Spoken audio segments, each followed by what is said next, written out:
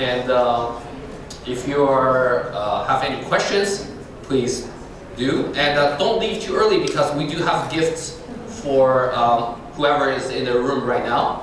So when you leave, please follow us and tweet something about us. Then you get one bottle of the small sample bottles of cognac, 6 years old cognac. It's about $100 worth. So, questions? Off the floor. Yeah, this one. Yeah. Yeah, please. Yeah, I'm curious. Like, what's your relationship with like distillers? Yeah. Yeah, very, very important question. So, it's important that we have a very close relationship with distilleries, because not only distilleries provide products or the whiskeys for us, they actually use their trust to back up our claim, because the cask has to be stored in distilleries. I mean, we come here and I tell you, look, it's stored in my warehouse. I mean, would you believe me? Probably not, right? It was like, where are you? Who are you, right? But if a distillery, a real distillery from Japan, and like Ichiro's Malt Distillery, right? They say, Unique Cask has a cask inside our storage, and we recognize NFTs as the ownership right to this cask. Then you're pretty, like, safe, right? At least you feel pretty safe. So that's why we have to work closely with them. And that's why our relationship, Tanaka-san, has been in this industry for 30 years. And they have, he has personal relationship with lots of distilleries in Scotland, in Japan, the US, so that distilleries will actually back us up with their trust, basically. And you go down in 10 years. I have NFTs. Yeah. How can I claim still? Yes, you can still claim. So first we have a contract with you. So by purchasing the NFTs, you're entitled. And then we also have a contract with the distillery that says we've subdivided the cask ownership into 100 portions. And then even if we don't exist anymore, in 10 years time, because we've paid all the expense already, right? It's not like we're like paying them every year. We've paid the 10-year and then everything already. So the NFT holder will entitle to the right to come in and to claim the whiskey. But there's a catch though, there's a catch. You have to pay the bottling cost, because we cannot predict the bottling cost 10 years from now. So we're not there yet. So, but it's not too expensive. It's like, yeah, less than $100 definitely. It's like $20, $30, $50 or something like that. But that you have to pay the distillery. Then the distillery will bottle it and give it to you, right? So that we made sure to put into contractual terms. But of course, if you talk about distilleries goes bankrupt. Well, we thought about that. So we have insurance on it. We have insurance coverage on the cask as well. So in case that distillery goes bankrupt. Yeah. So if you ask more, I mean, yeah, you're asking for everybody. Yeah. Yes. Keep going. Yeah. I'm curious, how this business is going right now, because I'm pretty sure he didn't reinvent the wheel. Yeah. And so how does that work right now with distillers? It's just more, you buy a cask and it's just one individual, and you, I'm trying to understand how it looks like for the distiller. You just have the buyer, like it doesn't matter for them, it's NFT, whatever, just someone buying a cask. Yeah, actually for them, it doesn't matter all that much, whether it's NFT or not. But the fact that they're able to sell casks at a very early stage is pretty amazing for them. Because for them, well, the main income is from bottling, right? So, but then it needs to take at least 3 to 5 years before you can bottle. So their cash flow is heavily in pressure. And they have to keep, the expenses all spent, and the whiskey cask is there, but then they have to keep there for 3 to 5 years before bottling. Okay, so they want us to sell like after they fill it right away. Are you kind of opening a market for them? Like right now they don't really sell, for instance, like saying, hey guys, we bottled like 2022 Glenmorangie whatever. Yeah. And you can start buying those bottles that will be ready in 10 years. It's not something they really do. It's more like maybe some very niche clients. Is this what you're saying? You mean the distillery or yeah, the distillery right now they don't do that? Yeah, they don't do that. The distillery is very closed circle. They only know some patrons and the family office that buys from them every year. They don't go advertising it, and they don't go for the mass market. But we go for the mass market. That's the difference. Yeah. So when they go to mass market, they only do it in the bottles, not in the cask. Yeah. Yeah, please. You are selling physical cars. Yes. And also, okay, because you already have 100 NFT holders. For one cask. For one car. Yes. And I noticed that just now you put a date that you will sell the cars. Not sell, bottling the cask. Bottle Yeah, well, of car. course, selling the cask is also on a single date and sold very quickly. But yes, we do have a sell date. Yeah. So when the physical cars is already out, but the 100 NFTs will forever be on the chain. So what do you mean by out? Like, if, for example, you bottle it and then you already distribute it out. oh, they have to give us. They have to send so to the our NFT, wallet. you will have to take back. Yeah, we have to take the NFT back. And you burn it. Yes, of course we burn it because if we release it, people have the claiming rights to claim more, which we don't have. That means right? that means once claimed, the NFT will have to go back to you. They have to come back to us. Okay. But of course, there are some holders already asking us. They want something. So holders are already worrying about 10 years later, but you want something for a memoir kind of thing, right? So we probably need to issue another one. Yeah, take it back, but issue a non-asset-backed NFTs. But that's in 10 years. Like we don't worry too much about that right now. The bottling will be In 10 years. Easily 10 years from now. 10 years from now, yes. Okay. And the second question is on the DAO that shares the property and so forth. Yeah. Like you mentioned, a lot of countries, including Singapore, DAO is not allowed. Yeah. And the America have the securities law that doesn't allow DAO actually. Yeah. So how are you going to manage it? Well, because it's a fake DAO anyway. I mean, legally speaking, right? Legally speaking, the DAO doesn't exist. Yeah. So it's like the elephant doesn't exist, right? I mean, it exists, but it doesn't legally, right? I mean, that's the current situation that we're looking at right now. Well, then we just pretend legally that it doesn't exist. But it actually exists on Discord. It exists in decision making. And, well, is it 100% like decentralized and tamper-proof? No, not really. We still will have power over it. So that you have to trust us. Yeah, so so it's a trust because DAO doesn't exist. It's still back to trust. Yeah, it's still back to trust. Which come down to the point that I feel a lot of people in Web3 world will ask, trust is decentralized. It's trustless.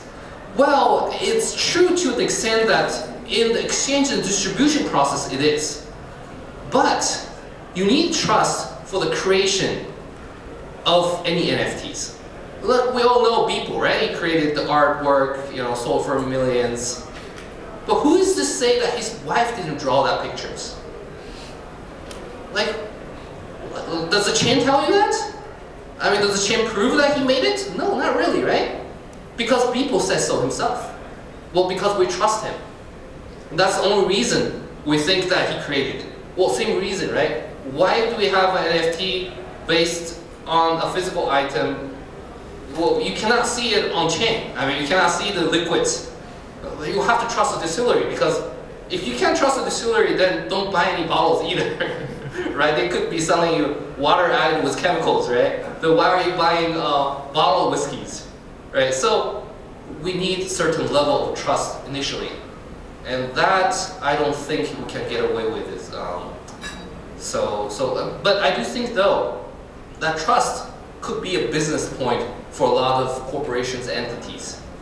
Because it's not automated, it's not governed by smart contract. So that's where businesses can flourish, I think. Yeah, sorry. Sorry, can we get that? Then we'll come back. Yes. Yeah, I'm interested to know more about the NFT for the house. So Yeah. So I think first question is that the NFT represents the space and time. Yeah. Well, this one represents time, space, and then the unicast represent time. They're not. Okay. They're not the same project. But when you have an NFT, you get allotted time slots as well to use the space. But Yes. For this NFT, you get the rights to use the space for a specific amount of time. for a specific amount of time. Yes. How is that being controlled? Who gets to use at what time? A good question. So we have a baseline, which is every NFT gets let's say 1 day per year. Okay. However, you can increase your time by being more active in the community, in the DAO community. So you can tell more your friends that to sign up and use this space, so that then you get more tokens, and then you can use that tokens exchange for more days. So in terms of which day per year you get, it's based on the DAO. Yeah, the upside, right? Yeah, the upside is based on the DAO. But the bottom, it's like the minimum protection is like NFT, like we guarantee it. At least you get 1 day. But there needs to be a system as well to determine which day you'll be able to use it. Yes. So that's You're exactly right. It takes a lot of effort on our side to create a system that does voting, staking, reservation. Yeah, the whole process. But we're doing that in steps though. We're not releasing everything like Web 2 world. You know, Web 3 world will have milestones, right? So the early joiners will actually reap more benefits, as we probably have less infrastructure assets. So they enjoy more, and later on, they'll be more expensive, I guess. So there'll be like around 365 NFT holders. 265? 365, one per day. How many? 3 hours? You mean no? We're only setting 100 100. because we have to rent out half of the time to generate cash flow to maintain this place. You know, we have to be sustainable. So we're trying to get the NFT holders to be sustainable. We don't want them to pay more later on. So once you paid, okay, this business, like a smart contract, can autopilot, hopefully. And we're trying to prove that. Yeah. It's like a physical DAO, a physical smart contract, sort of. Yeah. It's like, in the physical world. Anyway, so going back. Questions? Yeah, I guess for the whiskey, but I have a question about this. The whiskey. Yeah, the whiskey. You can imagine, like just I don't know exactly how you design your smart contract for this, but you can have you can have master smart contract. You burn it on the cast, and people they see it, and like your QR code is completely ingrained on the cast that people own, and that's a way to say, well, that's the one I'm supposed to have, and you can have a form of traceability. Yeah. Then the partnership you're gonna build with those distilleries and how you work with them, and how they say, hey, we work with Unicast for that, and so this should build a trust, I think, for people to trust what you do. I think this is very interesting, very innovative in the industry. Thank you. I can tell you, I've been to a lot of Laker conference also, and there's golfing, and there is no one else doing that right now. So yeah.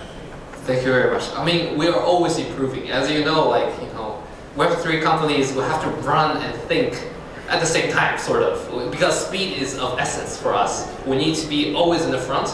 So that means that we always have to prioritize and have the most important things kind of sorted out, and then we'll figure out the later parts. But the baseline is we need to understand where the value is. I think that for us is very important, because we don't want the holders of NFTs don't understand what exactly value is, but only following the market trends, right? Because that's not what we want. So anything that we can use to protect and increase the value of the NFT is foremost our concern right now. So definitely I'd love to have more of if you share your contact information. Yeah, tell us more how you can improve. Thank you. Yes. Just now, after the gentleman was asking about the sharing of The house. The house. Yes. Actually, I have a similar question. Yes. Just now I asked you about the cask. Once you because it's divided into 100 and so forth. Mm-hmm. My key, the key thoughts that I have now is that because this particular NFT is in the open market, so people trade it. Yes. So, for example, if let's say a holder utilize that day and then sell it, Utilize the date. Already utilize the utility, the 1 day. Oh, you mean already exchanged for the real bottle? Yeah, and then you sell. They trade it in the open market. How would the new owner? Because the value obviously would drop. Well, the thing is, they have to physically, they have to send their token, NFT token, to our wallet. So they won't hold it anymore. Also, it's the same thing. That means even if, let's say, if I claim that single day, I will have to send you the NFT. Yeah, exactly. So it's gone. Yeah, so it's, you have to fill a form and then send us the NFT. And when we confirm both, So we it's, prepare for the shipment. that means once I utilize the day, it will be gone. It's only one. It will be gone. There is no that NFT anymore. So, Well, it will be, but it will be in our wallet, not your wallet anymore. but you mentioned that there might be I might have, if I do a referral or whatsoever, I'm gonna have a couple of days.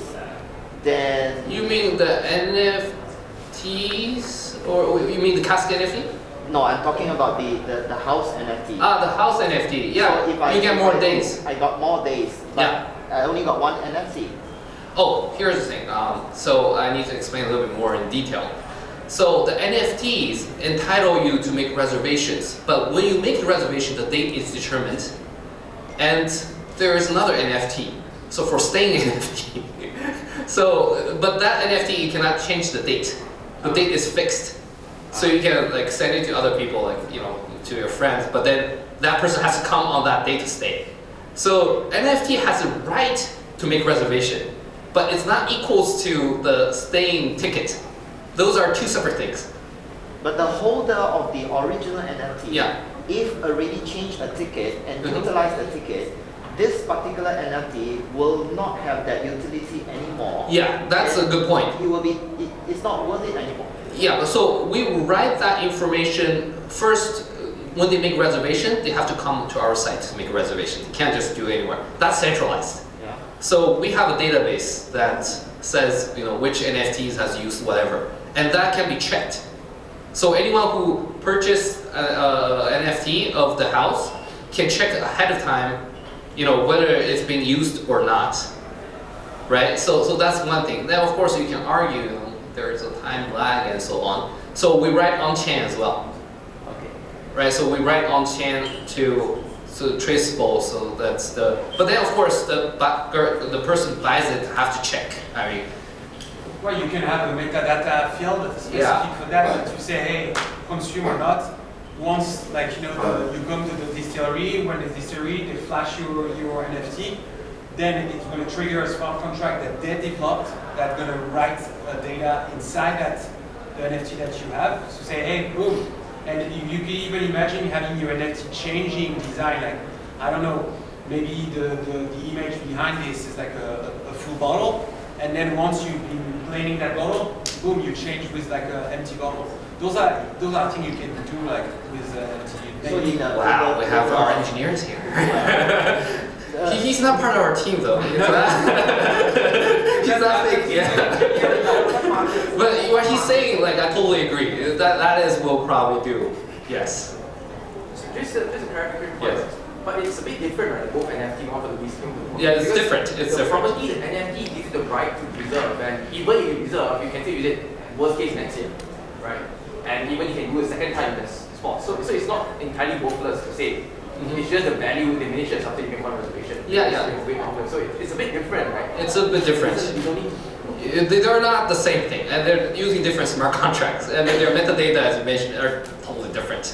yeah. But we're doing them together is because we kind of get used to do with physical asset NFTs, and which is kind of rare, like in the community of Web3. Most people want to finish it within the Web3 digital world.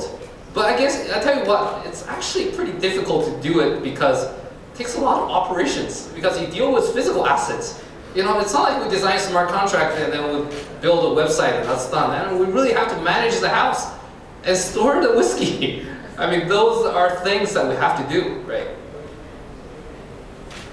You leverage the technology to allow the distiller in that case to Yeah. sell earlier. Exactly. And I think that's where it's the biggest advantage for adoption for Yeah. our industry. as they don't have to understand what is a fucking NFT, etc., etc. Like Yeah, they don't just care, say, hey, because you're they're gonna already- give me money and I'm gonna sell what I just put in cash right now. Yeah. I don't have to wait 10 years Yeah. of financing my operation. I have that working capital already right now. This is insane. Yeah. So Exactly.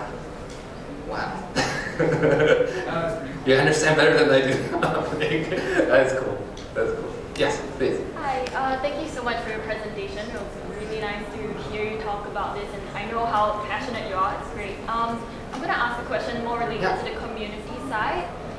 So the whiskey space, I mean, the beverage space is already having a lot of independent whiskey brands coming in as well. Yeah. And I think it's great that you're differentiating based on the NFT artists. I think it's great because it's going to be such a creative economy. But I was wondering, do you have other plans on how you continue differentiating? Yeah, the interesting point that you raised, a lot of big brands are coming into the space, and they're using whiskey and NFTs. But what's the essence is actually our next step to the one that I explained, the whiskey DAO. That a lot of whiskey brands cannot take it. Because they cannot say, hey, we don't need a company anymore. Like, let's do a whiskey DAO and dissolve Hennessy. They're not gonna do that. They are never gonna do that. I think in each revolution, it's difficult for the already big players to kind of define themselves and their success experience to say, look, hey, this company is no longer good. The concept of company is no longer good. Maybe we could create a DAO and we don't make any money on it, but maybe we can have tokens. Those things they cannot accept. So I have a feeling that a lot of the big companies can make incremental changes using Web3, but they cannot make fundamental paradigm shifts. They cannot make big strides. And that's going to put them in disadvantage. And that's, I think, where small companies like ours, like startups in the Web3 world, has an advantage because we have no binding to the original or the old way of doing things. Yeah. So I think that's the differentiating factor. Yeah.